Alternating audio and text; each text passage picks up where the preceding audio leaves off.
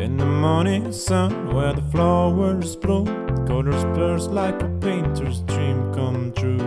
Roses red and violets blue, every petal whispers something new. From tiny seeds to trees so grand, every leaf and bird, it's all at hand. Hello, hello plant, welcome to the show, where every flower tells a story. Watch them grow. Hello, hello plant, in every shade and hue, for every heart and every hand, we've got something for you. Indoor greens and outdoor scenes, design your space, let your garden dreams glide. Personal touch with our garden design, free sessions to blend within your budget line. From tiny seeds to trees so grand, every leaf and bird, it's all at hand. Hello, hello plant, welcome to the show, where every flower tells a story. Watch them grow. Hello, hello plant, in every shade and hue, for every heart and every hand, we've got something for you. Now everybody, let's say hello, hello, hello, hello, hello, hello, hello, hello. Hello, hello plant, welcome to the show, where every flower tells a story. Watch them grow. Hello, hello plant, in every shade and hue, for every heart and every hand, we've got something for you. Indoor greens and outdoor scenes, design your space, let your garden dreams glide. Personal touch with our garden design, free sessions to blend within your budget line. From tiny seeds to trees so grand, every leaf and bird, it's all at hand. Hello, hello plant, welcome to the show, where every flower tells a story. Watch them grow. Hello, hello plant, in every shade and hue, for every heart and every hand, we've got something for you. Now everybody, let's say hello, hello, hello, hello, hello, hello, hello, hello,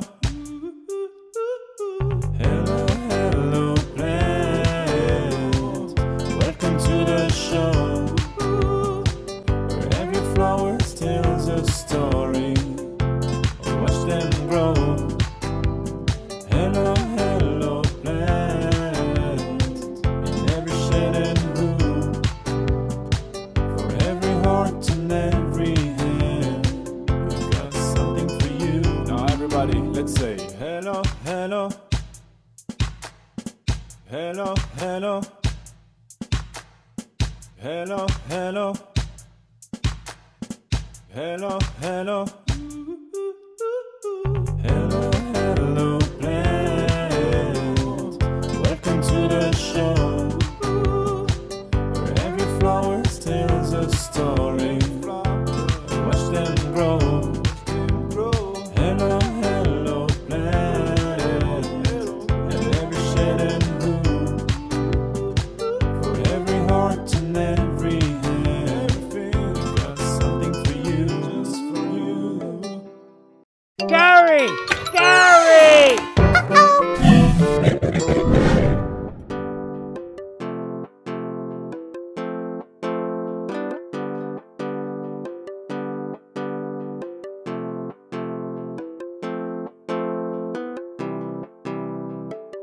In the morning sun where the flowers bloom, colors burst like a painter's dream come true. Roses red and violets blue, every petal whispers something new. From tiny seeds to trees so grand, every leaf and bird, it's all at hand. Hello, hello plant, welcome to the show, where every flower tells a story. Watch them grow. Hello, hello plant, in every shade and hue, for every heart and every hand, we've got something for you. Indoor greens and outdoor scenes, design your space, let your garden dreams glide. Personal touch with our garden design, free sessions to blend within your budget line. From tiny seeds to trees so grand, every leaf and bird, it's all at hand. Hello, hello plant, welcome to the show, where every flower tells a story. Watch them grow. Hello, hello plant, in every shade and hue, for every heart and every hand, we've got something for you. Now everybody, let's say hello, hello, hello, hello, hello, hello, hello, hello. Hello, hello plant, welcome to the show, where every flower tells a story. Watch them grow. Hello, hello plant, in every shade and hue, for every heart and every hand, we've got something for you. Indoor greens and outdoor scenes, design your space, let your garden dreams glide. Personal touch with our garden design, free sessions to blend within your budget line. From tiny seeds to trees so grand, every leaf and bird, it's all at hand. Hello, hello plant, welcome to the show, where every flower tells a story. Watch them grow. Hello, hello plant, in every shade and hue, for every heart and every hand, we've got something for you. Now everybody, let's say hello, hello, hello, hello, hello, hello, hello, hello, hello, hello plant, welcome to the show, where every flower tells a story. Watch them grow. Hello, hello plant, in every shade and hue, for every heart and every hand, we've got something for you. Now everybody, let's say hello, hello, hello, hello, hello, hello, hello, hello, hello, hello plant, welcome to the show, where every flower tells a story. Watch them grow. Hello, hello plant, in every shade and hue, for every heart and every hand, we've got something for you, just for you.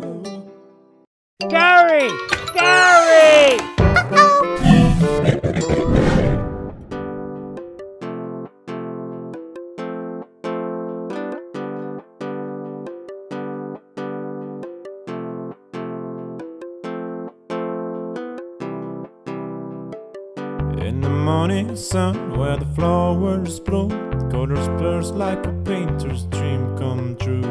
Roses red and violets blue, every petal whispers something new. From tiny seeds to trees so grand, every leaf and bird, it's all at hand. Hello, hello plant, welcome to the show, where every flower tells a story. Watch them grow. Hello, hello plant, in every shade and hue, for every heart and every hand, we've got something for you. Indoor greens and outdoor scenes, design your space, let your garden dreams glide. Personal touch with our garden design, free sessions to blend within your budget line. From tiny seeds to trees so grand, every leaf and bird, it's all at hand. Hello, hello plant, welcome to the show, where every flower tells a story. Watch them grow. Hello, hello plant, in every shade and hue, for every heart and every hand, we've got something for you. Now everybody, let's say hello, hello, hello, hello, hello, hello, hello, hello. Hello, hello plant, welcome to the show, where every flower tells a story. Watch them grow. Hello, hello plant, in every shade and hue, for every heart and every hand, we've got something for you. Indoor greens and outdoor scenes, design your space, let your garden dreams glide. Personal touch with our garden design, free sessions to blend within your budget line. From tiny seeds to trees so grand, every leaf and bird, it's all at hand. Hello, hello plant, welcome to the show, where every flower tells a story. Watch them grow. Hello, hello plant, in every shade and hue, for every heart and every hand, we've got something for you. Now everybody, let's say hello, hello, hello, hello, hello, hello, hello, hello, hello, hello plant, welcome to the show, where every flower tells a story. Watch them grow. Hello, hello plant, in every shade and hue, for every heart and every hand, we've got something for you. Now everybody, let's say hello, hello, hello, hello, hello, hello, hello, hello, hello, hello plant, welcome to the show, where every flower tells a story.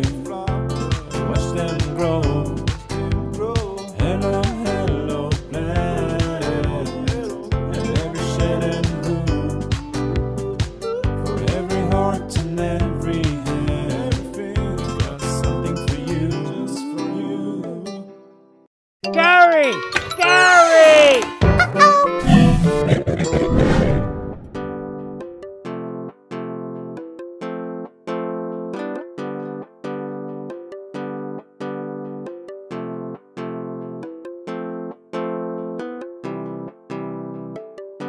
In the morning sun where the flowers bloom, colors burst like a painter's dream come true. Roses red and violets blue, every petal whispers something new. From tiny seeds to trees so grand, every leaf and bird, it's all at hand. Hello, hello plant, welcome to the show, where every flower tells a story. Watch them grow. Hello, hello plant, in every shade and room, for every heart and every.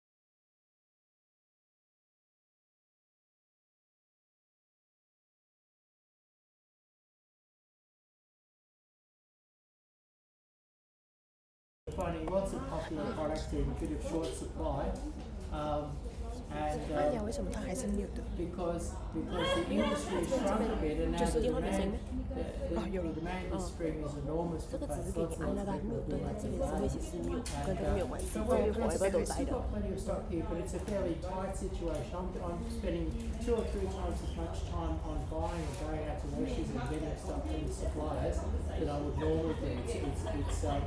It's a sort of a fairly tight situation. But if you come in here, you'll find we're amazingly good for stock at the moment. Yeah, there's plenty of stock, plenty of amazing variety of different kinds of plants to look at, and it's probably the best time to look at plants, isn't it, right It's now? a great time. You've got things coming into flower. You've got beautiful new foliage on the maples. It really is a great time. To be out in the nursery. And what you find out, it's a much big. When you come here, you look at the front. It doesn't look like a very big nursery, but you come in, and there's an acre and a half of plants. There'll be a couple of 100,000 plants to look at. And a person who's interested in gardens and gardening could spend an hour or two looking at all the plants.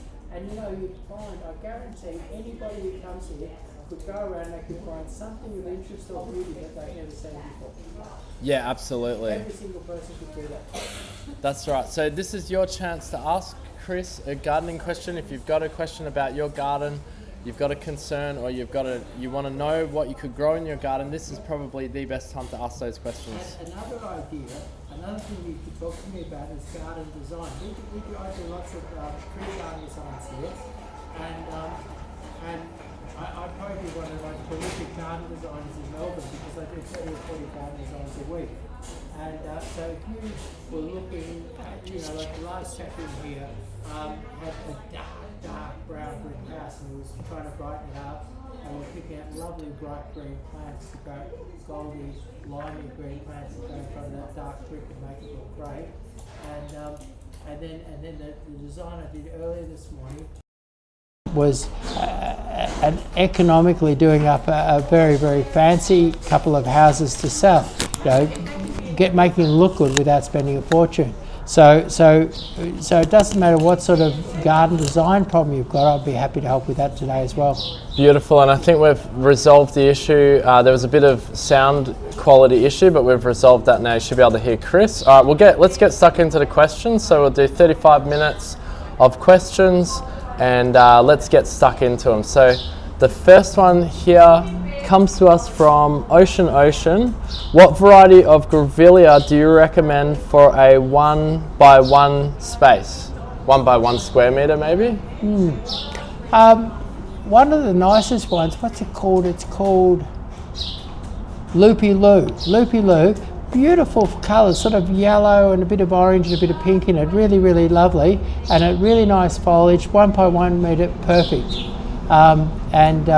Where was I? I was out at Tarrawarra Vineyards, and they had some couple of nice hedges of them, and I fell in love with them as a hedging plant. Yeah, nice. And have they got the smallish grevillea No, flowers, no, or they're a big? fairly big, a big showy grevillea flower and lovely foliage. Awesome.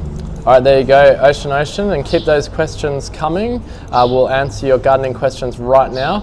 Next one comes to us from Neha asking, easy to maintain flowering feature plants for garden beds visible from living room window. Easy to maintain flowering feature plants for garden bed from living room window. Okay, so French lavender. French lavender, lovely sort of silvery grey foliage, beautiful sort of blue rather than purple lavender flowers, beautiful blue lavender flowers, lovely fragrance, and flowers for 5 or 6 months of the year.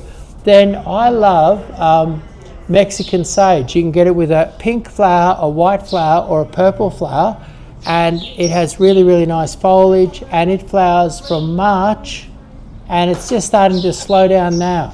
So really long flowering at that odd time of year when nothing much else flowers. And then I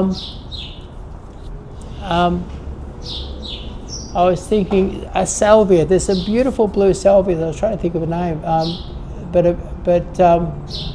what is it? Blue. There's a blue spire salvia that grows about 1.2 meters and seems to flower nearly, for 3/4 of the year. Yeah, right. And all of those are of a height where when you look out the normal window, you'll see the nice flowers. So that's Mexican sage, blue spire salvia, and French lavender. And the other really nice long flowering one would be your Agastache sweet lil. It's got a beautiful sort of rusty pink colour, lovely pink. Okay, beautiful. There you go, Neha. Hopefully and the right height. All of those would be the right height to see them out the window. Yeah, and long flowering. Yeah. All right, fantastic. Jumping over to another platform here. We're on multiple platforms, by the way, so keep those questions coming. We'll get to yours. How do I contact you regarding planting plan for a new garden? Right.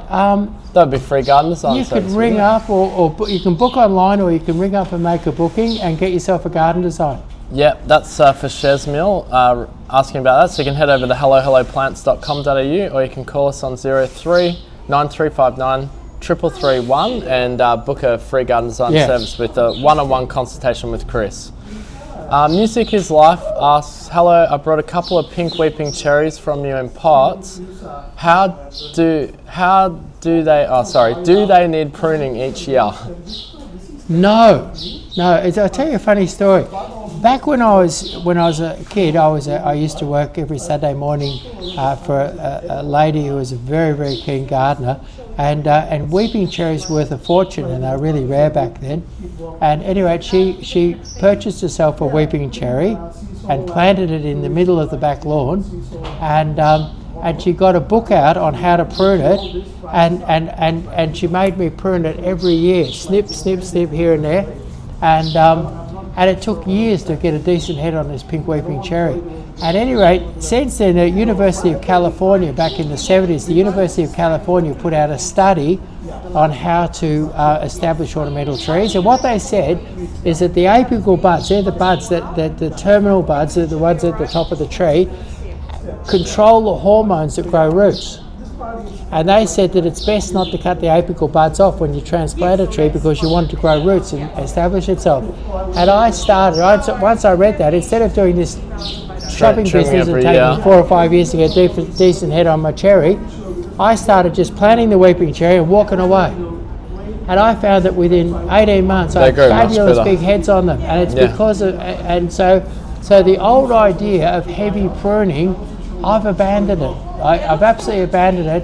And so how often would you say then? Well, basically, in my opinion, if you plant a new weeping cherry, plant it, let it shoot, tidy it up a little bit if you have to, and for the first couple of years, if it grows a branch in the wrong direction or does something bad, you snip it, but pretty much you leave it alone. Just leave it, okay. Leave it alone, and you'll be amazed how much quicker. But I think it's the same thing for fruit trees, ornamental trees. The old idea was chopping back, and what you're doing is you're cutting off the apical bud, you're inhibiting root production.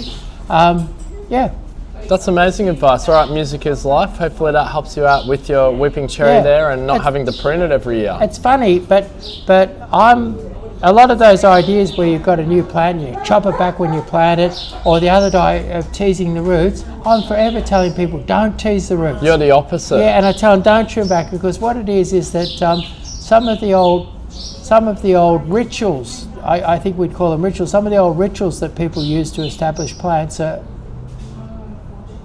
wrong. Wrong, yeah. Out of date. Yeah. Out of date, yeah. All right. Perfect. All right. Well, that's fantastic advice. If you ever want to hear any of Chris's answers again, you can watch us on YouTube. Hello Plants on YouTube. Straight after this live is finished, this video will be posted, and you can re-watch his answers if you need to hear it again.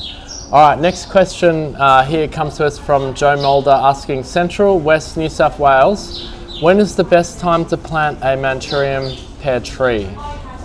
So that'd be would that be coastal New South Wales? Central West? Oh, Look, no, not off the coast, yeah. Central West, I think you could plant one now, but we're talking the absolute best time. I would reckon that the middle of March.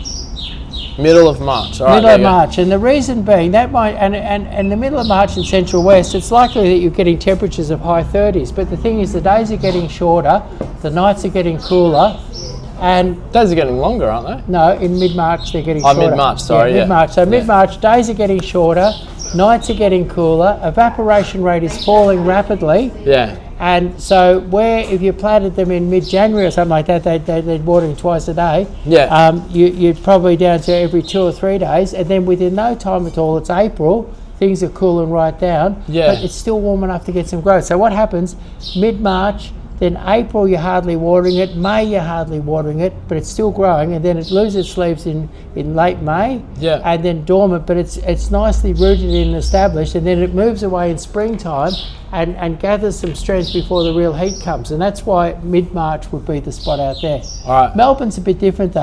I think that You could go earlier the or absolute later? peak time, the absolute best time for planting almost anything in Melbourne is late February.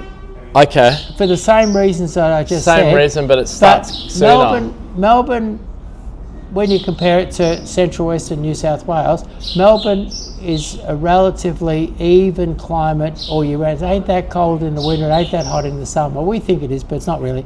And in actual fact, Melbourne is one of the best spots in the world to plant 365 days a year. So Okay. although the very That's why best it's the pla- gardening state. Yeah, so although the very best time for planting is late February, I think you can plant whenever you want to in Melbourne, because it ain't that hot in the summer, it ain't that cold in the winter.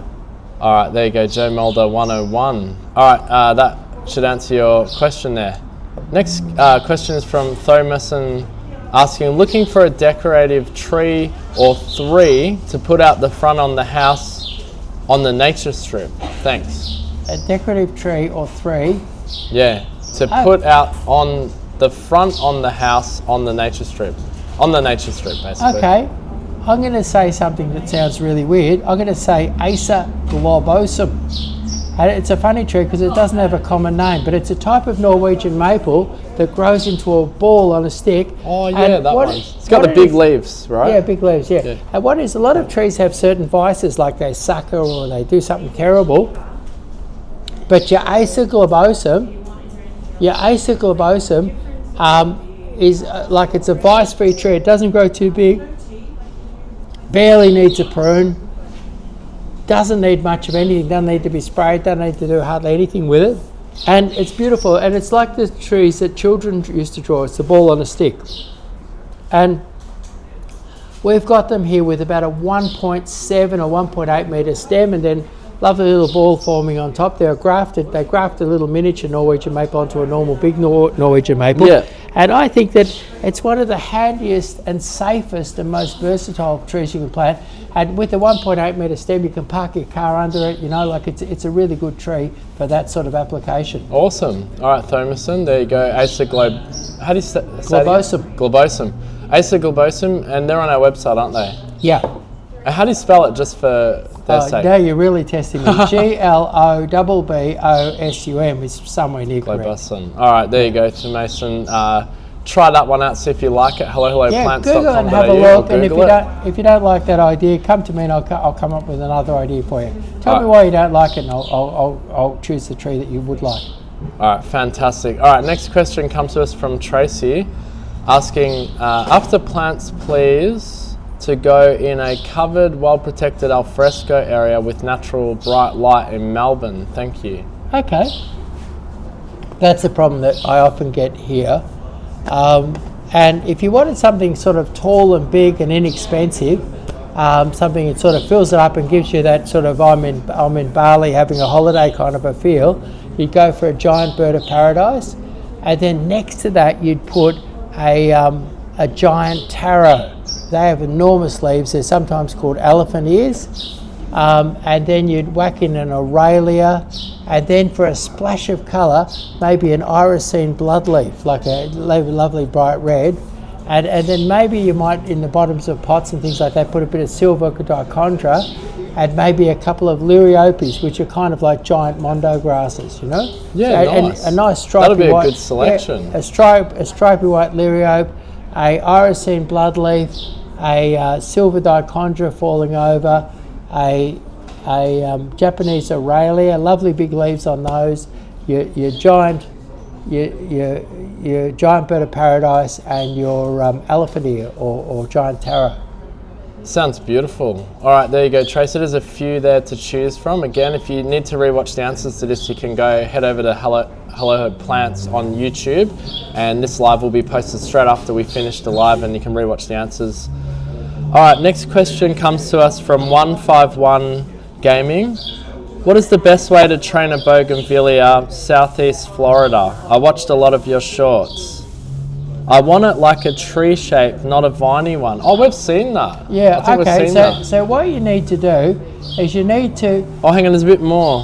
I'm wanting to keep them in a large pot to keep them reasonably high but not giant. So they want to keep them in pots like those in Santorini. Yeah, I'm not familiar with the Santorini ones, but... Yeah, so what I would do is I would get a large pot, and I'd put a steel frame in the bottom of the pot to sort of hold it steady, and then have a pole attached to the steel frame come up, and then put a ring on top of it, and then train it up the ring, and then pull it over onto your circle like that. But have it all, and then by burying the bottom of it, the bottom of the ring in that pot, you can make the whole thing as one strong unit, so in the wind it doesn't blow over or anything like that.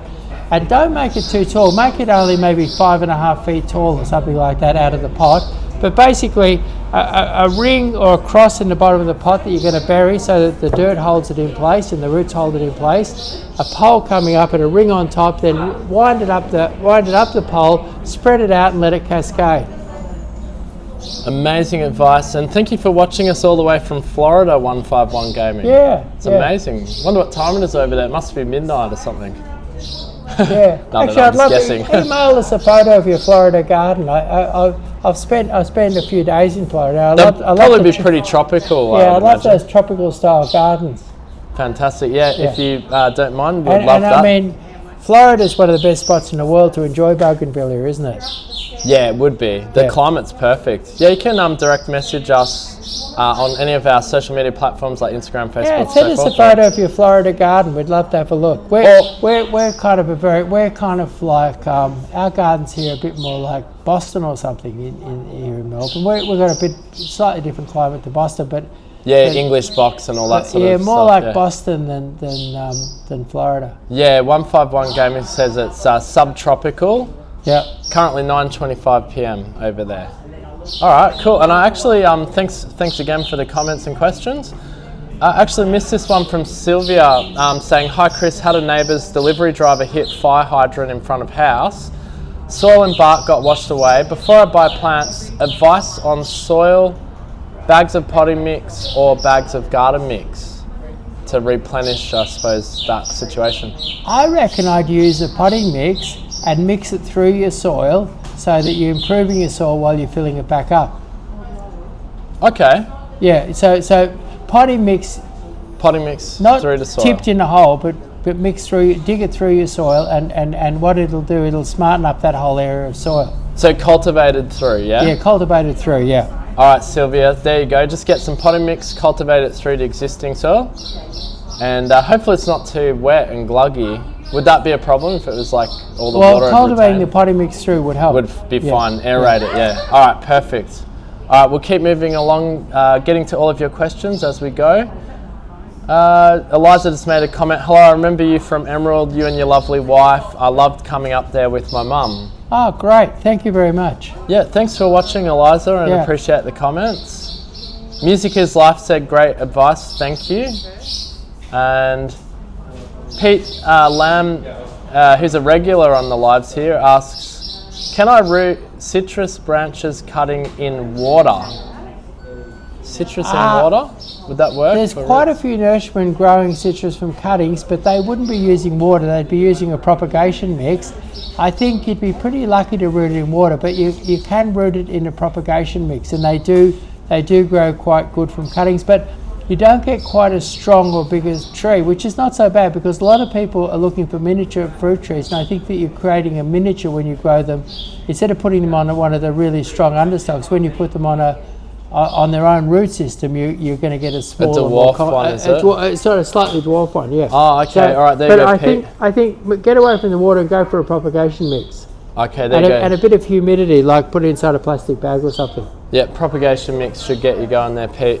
All right, and Sylvia just said some plants got roots showing from when the water, sprayed the front yard. Look, that if you cover them back up, that should be okay. It might look bad, but and it freaks people out. But just cover them back up, and they should recover. All right, and then Sylvia just said thanks, Chris. See you soon.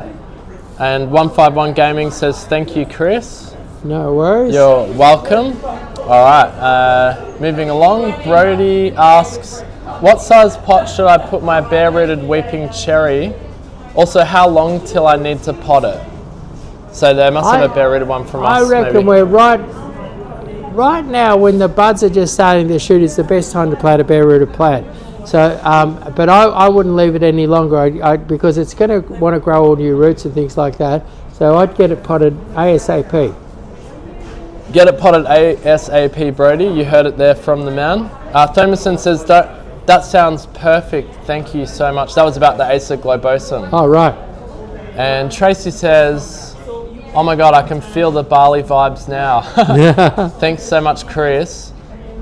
Do you have all of those plants in stock? That was the suggestion in the alfresco area. I will by the weekend. We're a bit light on for some things at the moment. Giant Bird of Paradise I've got, and Irisine Bloodleaf could be a little while away, but I'll certainly have some nice giant taro and Aurelia here for the weekend. All right, so maybe try back on the weekend, Tracy. Otherwise, you can just call us and we can order it in, do a personalised order for you, 03 9359 3331. All right, Katie asks, Hydrangea, how and when to cut them back? Just planted some in Queensland today and unfamiliar with care. Don't cut them back right now. What it is, hydrangeas, there's two main, or there's more than two, but there's two main types of family of hydrangeas. One is the paniculata hydrangea, and the paniculata hydrangea flowers on new wood.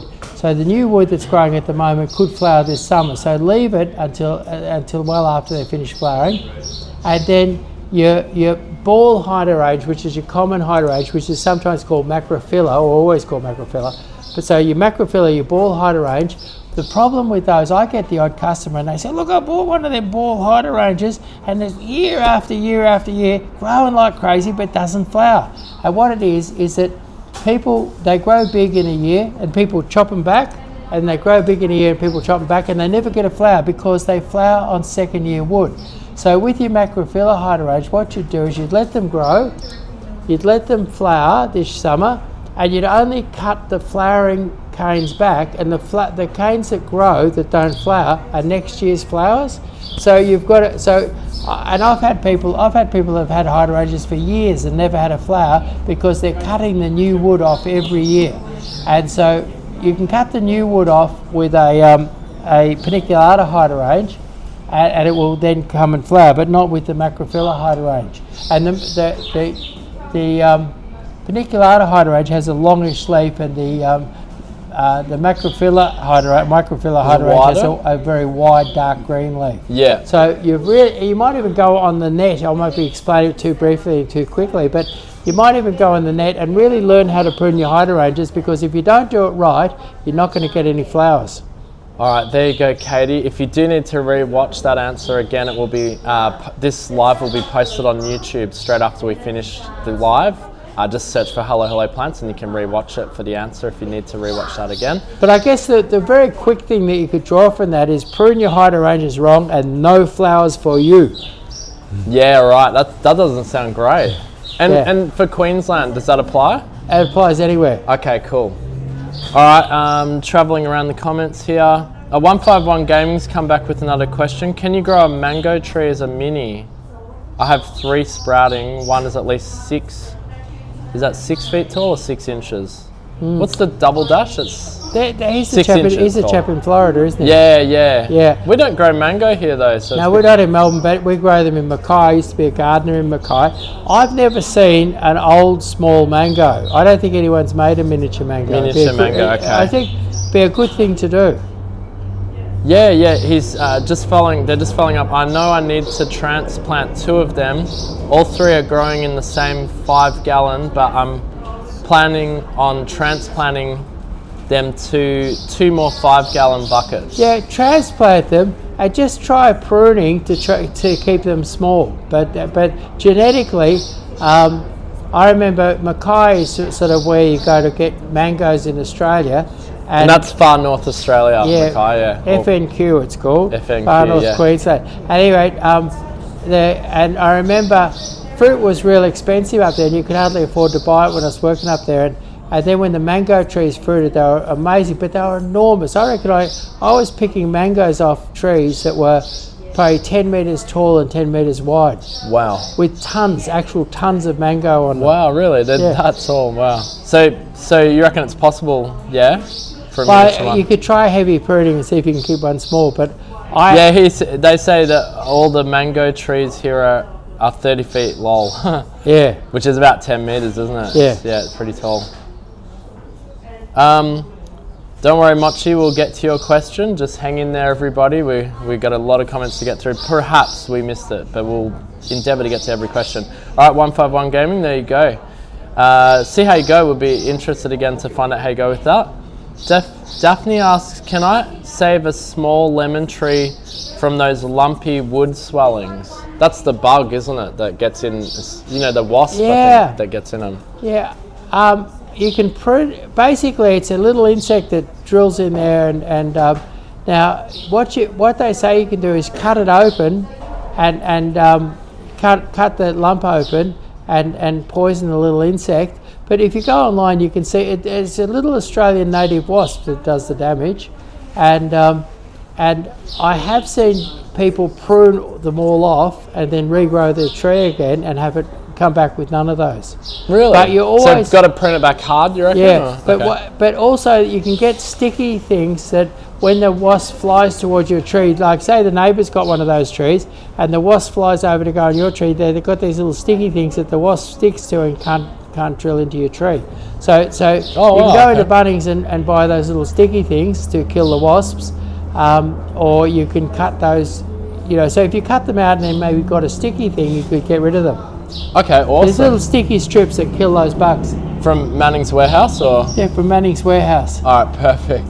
All right, Mochi, we did miss your question. I just found it. So Mochi asks, what native plants do you recommend for clay soil? Callistemons are great.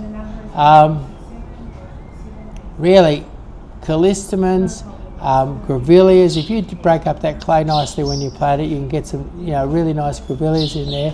Callistemons, correas, and particularly westringias seem to be particularly good in the clay soil. But that combination of those, and then you probably whack a few nice grasses in between, and maybe a little bit of myoporum ground cover, and a little bit of grasses to get a kind of a nice bushy kind of a feel. But basically, callistemon, westringia, and grevillea. Okay. And even look, Wonderful. even There's really, a few then you can the choose Banksias will take a bit of clay. But I think when you're planting, dig a nice big hole, break up the clay with a bit of potting mix, and plant them up nice and high in the hole, and give them a sort of a good start. Okay, Mochi, there you go. There's a few there to choose from. And Blue Strips says, is that Chris from Chris and Mari? Yeah. All right, there Hello, you go. hello. Blue Strips. Yeah, hello. Twisheries asks, any fastest growing, easy care, permanent flower that is drought tolerant flowers you can recommend? So Drought tolerant permanent, flowers. drought tolerant, permanent. Would the wax flower fit the bill or not really? I'm trying to think of something with permanent flower all the time. And drought tolerant. Actually, something that really surprises me, in Shepparton, the city council does roundabouts with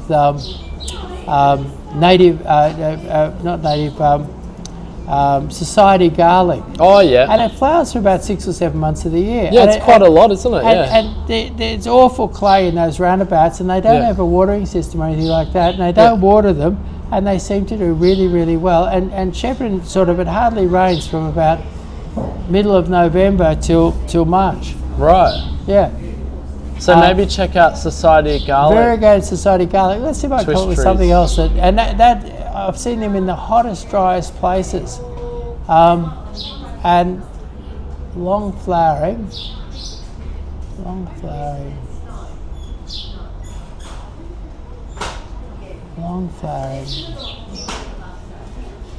Gazania. Oh yeah. They flower 9 months of the year, don't they? Yeah, gazanias flower 9 months a year, and there's some awful looking ones around, but there's nice looking ones around too. You can get them with beautiful silver foliages. Purple. And purple yeah, colours. you get them yellow. Down at the cemetery down in my house, there's beautiful cream ones. I've been thinking of stopping and pinching you through and propagating them. Beautiful. Are they the compact ones? No, they're kind of a nice flat one, and they're a beautiful creamy yellow flower. Oh wow! On a silver foliage, really, really nice. And gazanias would be the longest flowering, most drought hardy, and they've kind of like in a really dry spot is Bendigo. And Bendigo, they kind of seem to grow, they self-seed and they grow all over the place. People got lawns full of them, they've got them everywhere, but some of the wild ones aren't that pretty. So if you go for look at the cultivars with nice foliages and things like that, there's some lovely gazanias, and they really, they would be the longest flowering, poor soil, drought hardy plant that I could possibly think of. Awesome, there you go, Twist Trees. That gives you a couple of choices to choose from. Look for a really nice gazania. Watch out for the more ordinary ones. A lot of the ones, say, growing wild in Bendigo, you wouldn't want to, you wouldn't bother cultivating them. Yeah, okay. All right, there you go, Twist Trees. And again, if you need to re-watch the answers to this, you can just head over to YouTube. After we're finished, this will be posted and you'll have your answers. Hello plants. 151 Gaming says, cool, thank you. Daphne says, thank you. You're welcome. Thank you so much for watching us, leaving us the comments and asking us the questions. Tim Kelly asks, is there an easy way to identify which ornamental pear variety you're looking at? I drove past the big beautiful one in a park in Sydney around the end of August. Is it true the flowers smell bad? Some do, don't they? Not all. Okay, that's an interesting, and actually what you just said was actually the answer to your question. Oh, is it? Okay. Yeah, because what happens is that they all flower at different times. I suspect August, or if I saw one flowering in August in Melbourne, I would say Manchurian pear. Okay. Without even thinking, because they're the first to flower. Oh yeah. And then I think it's probably and they give you quite a magnificent show. And so then Manchurian's first. And then and then pretty much the last one to flower is a capital. So often here, what happens is that in winter time, your ornamental pears look like dead sticks, and then as they come to life and they get mixed up, and I don't know what's what, but as they come to life in spring, I go, oh, that's that. So timing is how I pick them, and the last. I think capitals are out now around Melbourne. Bradfords were looking good about 10 days ago. So it's all in stages. Okay. And that's the best way. Then the other way that I tell the shape, The shape, the isn't it? variety of them is the shape of the tree. Manchurians, and we've actually, if you go on our website, We've got a shaper meter. We've got a shaper meter, so you can actually identify your pear. So we've got all the different shapes of them, and you've got ones like your what happened? That light went out. Oh, that's all right. Yeah. We'll So keep you've going. got the shaper meter. Your Manchurian pears are lovely and wide. Your capital pears are tall and skinny. Your Bradford pears are sort of round and fat. So we've got the shaper meter to give you an idea of how the different ornamental pears grow. Yeah, that's a good point. And so shape and timing of flowering, timing of leaf, they all colour at different times, they all drop at different times, they all leaf up at different times, they all flower at different times. So I go for shape of the tree, and I go for the flowering time or the leafing time or the autumn leafing time. Yeah, perfect. Yeah, Tim, if you head over to our website, and you'll find that shaper meter. We had an article, it's inside the shop plants, I think plant categories, but you could probably maybe search for it, the shaper meter for the ornamental pears at helloplants.com.au. All right, we've only got a little bit more time here left, so we'll try to get to your questions. Sorry if we haven't got to everyone just yet. Hedonistic asks, hi Chris, do you do workshops or classes in Melbourne for complete beginners? No, it's something I'm thinking about, but I haven't quite got around to doing yet. Okay, maybe And something actually, to look forward to. tell me as a complete beginner. I'd love you to communicate with me and tell me that if I did do a workshop, what would you want to get from that workshop? What would you like to learn? What would you like to go home with? Yeah, it's a great idea actually. Yeah, so- be worth but- doing. Yeah, give me some clues as a complete beginner where you would want to start and what you would want to learn. All right, there you go. Thank you for the question, Hedonistic, and feel free to leave a comment on where you'd like to start in terms of learning.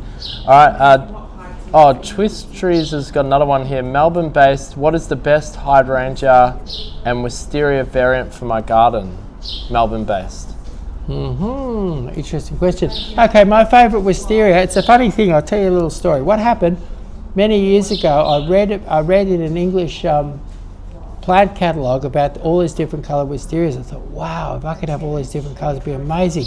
And I spent thousands of dollars bringing them out and bringing them through quarantine and doing the whole thing. And I put this collection of them in the garden. And I grew them over. I grew a giant pergola covered with all different varieties of wisteria on it. I think I had 7 different varieties. At any rate, I watched them all for 5 or 6 or 7 years. And after 5 or 6 or 7 years, the one that was common and everywhere in Australia, I decided was the best. It was the Chinese wisteria. That one does really well in Melbourne, and, doesn't it? Yeah. and although the Chinese wisteria doesn't have as big a flowers as some of the Japanese ones, and although it's just the old-fashioned purpley blue sort of colour, never have been able to decide whether it's purple or blue, but it's just that old-fashioned purpley blue colour. What I decided was that some of them had longer, bigger flowers, and some of them had all different features, so they had amazing colours and things like that. But most of them flowered with the flowers in amongst the leaves. So that what happened was that they you lost there was no real show. But the old-fashioned Chinese wisteria didn't have a giant flower like some of them, but it had more flowers than any of them, mountains of flowers, and it flowered with no leaves, and it gave off a heavenly fragrance. And the combination of fragrance, no foliage, and truckloads of flowers I decided that although I'd done all that work and spent all that money, that I discovered that the old-fashioned Chinese wisteria was the best one to have. And it's also hardy and fast-growing. So I love the old-fashioned Chinese. Now, the interesting question is For hydrangea. the favourite hydrangea. And looking at all the ones now, I think Sunday Phrase. Sunday Phrase is a paniculata. It would be easy for you to prune. It has mountains of flowers. They come out white, and then they go to sort of interesting soft pinks, and then a deep pink by the time you get into late autumn. And they take more sun than your average hydrangea. They're easy to grow. They flower very freely. They grow big quite quickly, and I think it's probably the most spectacular hydrangea The other one that's really fabulous, but not quite as hardy and versatile, is Annabelle. Annabelle, beautiful show, but I'd want to have nice shady conditions for it, and it's a bit more care and a bit more difficulty. But a mass flowering of Annabelle is wow. But I think that people could easily achieve the best results with Sunday Phrase. Amazing. There you go, Twist Trees. That hopefully gives you your answer to your question there in terms of Melbourne base for those variants of those two plants. Again, if you want to rewatch any of the answers here today, you can head over to YouTube after this live is finished and search Hello Hello Plants. There you'll find our live. Georgia asks, we're probably only going to answer a couple more questions. Right. We'll probably have to wrap it up.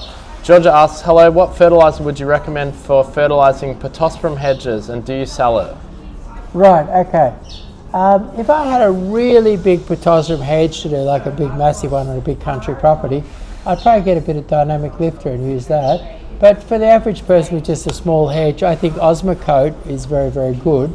And the great thing about Osmocote is that or you could use another slow release like Nutricote, or we sell a blend of Osmocote and Nutricote here, so we do have that here. So, but just for an average size suburban hedge, you really couldn't go too far wrong with an Osmocote Nutricote blend, or an Osmocote or a Nutricote, which is slow release.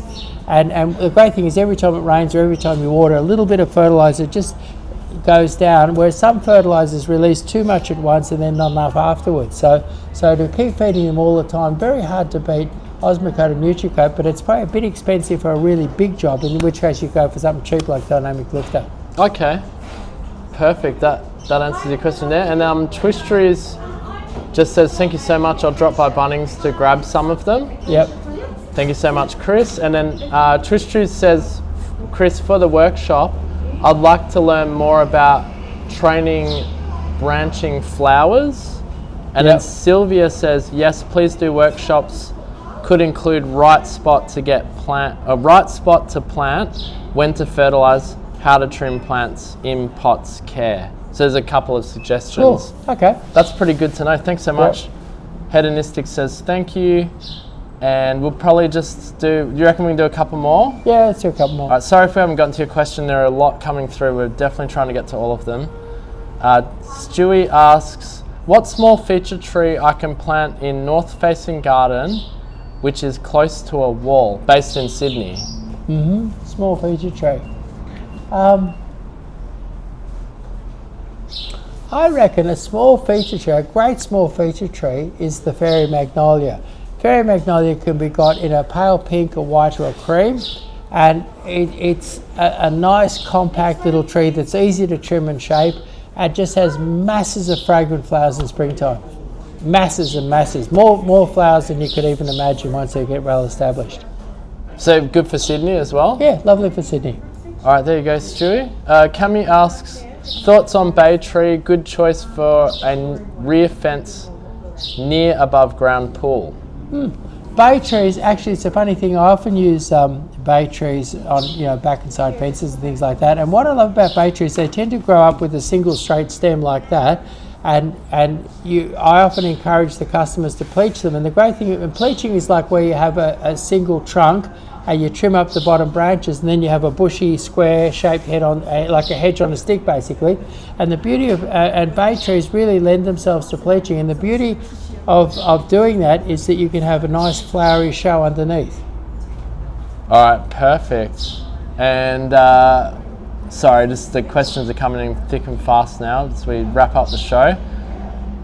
All right, so hopefully that helps you out there, Cami, with the bay tree and find near a pool.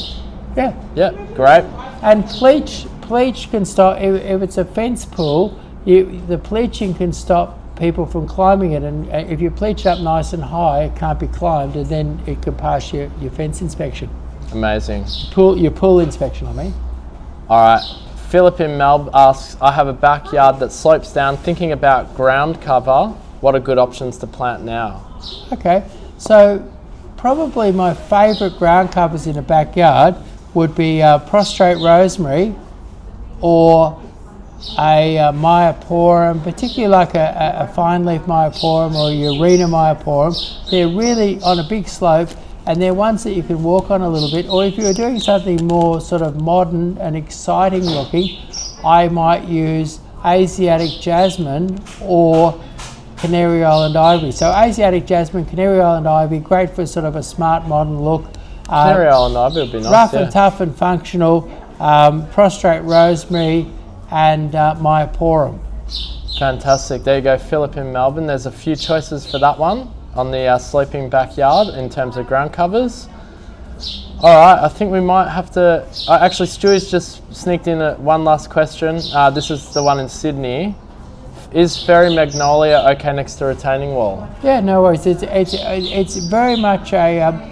it's your big trees that have big roots, so it's not even a tree really. It's really more of a good sized bush, and it's not going to push over that wall. No worries. And particularly trim it. Don't let it get too big. And it's a beautiful magnolia for trimming because it doesn't have it's not sort of like coarse with big foliage. It makes things like, say, a teddy bear a bit harder to prune and trim.